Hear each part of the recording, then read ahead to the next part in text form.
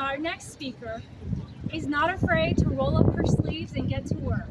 She has a lifetime commitment to public service. And now I'd like to introduce our former council member, the Honorable Elizabeth Crowley. Thank you, Julie. Thank you, the left and leadership of NAVA for bringing us all together to endorse Lynn Schulman for her re-election in New York City Council. It gives me a distinct pleasure to be here today because I know how often Richmond Hill has been divided. Back when I was in the council, first elected, I represented a part of Richmond. And then halfway in my term, I was pushed out. And there was always a number of council members dividing up the Richmond Hill neighborhood. Today, it is a win for Richmond Hill. When we look at the huge north and south segment of the neighborhood, united more than ever under one council district. And there's no one better to lead in that council seat than our good friend, Lynn Schulman. Yeah. Lynn went to law school, Brooklyn Law, pretty fancy. You know, most people go to law school and get a big corporate job, but Lynn didn't. She dedicated her life to public service. For many years, she worked with the city's Health and Hospital Corporation, and that is part of the reason she is such a leader on healthcare, a survivor herself. There's nothing more important than health. If you don't have health, you don't have quality of life. And by highlighting not just women's health, diabetes, leading cause of sickness and ultimately death for a lot of New Yorkers, Lynn is making sure that no matter how much money you have or your financial standing, you are a member of this community, you will have better access to health care because of her advocacy. And as a leader in the LGBT community, you know, she has implemented diversity and inclusion and tolerance, learning how to love one another from a very young age in our schools before she was in the council.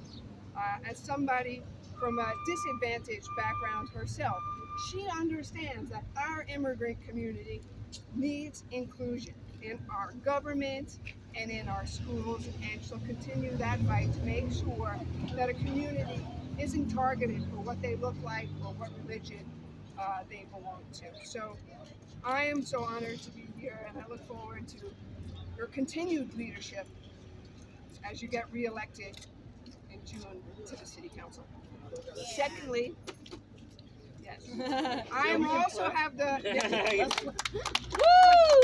It's a sleepy election. People are not coming out this year as much because there's no mayor on the ballot, there's no governor, no national election. We just have City Council, local judicial races, and our district attorney's office. That brings me to a lawyer who dedicated her life to public service, Sandra Perez.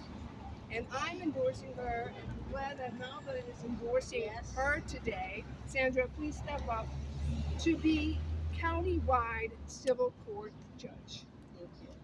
Sandra represents the diversity that our borough needs. When families go into courts, they're going because they're experiencing difficult situations. They need somebody who is sensitive and understanding, someone with her experience. When Sandra worked in the district attorney's office, she went to fight crime and make our community safer. And a leader in education and community outreach and training. We need more people like Sandra elected to the bench. And that's why we have to make sure that not just Lynn gets reelected, that we elect Sandra as a civil court judge. Sandra Perez, everyone. Yes, Sandra. Thank you, everyone. I'm pleased to be here, honored to be supported by the community and by NAVA. NAVA speaks close to my heart because aside from having 29 years of experience as a former district attorney and a defense attorney, I've also had a very long background in immigration law and practicing in federal court. I've been one of the attorneys who fought very, very hard to get the stigma and the label of calling regular working, hardworking people from all over the world aliens, and getting them to call us new Americans and not label and alienate and divide our community. I think that that is very important, and that I think this is why NAVA is so incredibly important. We need to stick together as a community. We need to be aware. We need to have people who are not only knowledgeable on the bench, but also have the cultural awareness and sensitivity to the different contexts of different communities and different cultures and customs, and not criminalize or stereotype or have biases on the bench when these people come for justice.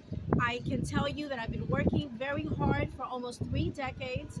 I'm going to bring balanced justice, common sense justice, having experience as a prosecutor and a defense attorney, and bringing the cultural competence that's so desperately needed in the most diverse county in the entire world, that is Queens. And I promise you not to start working, but to continue working as a community lawyer and as a judge of the civil court. And so I ask you to please vote. It's very important for all of us to have a voice. People died. People worked very hard to be able to have a voice. And so it's very important that everyone come out on June 27th and please have your voice heard. And thank you again, all of you, for your kind support. I very much appreciate it. Have a good afternoon. Yeah.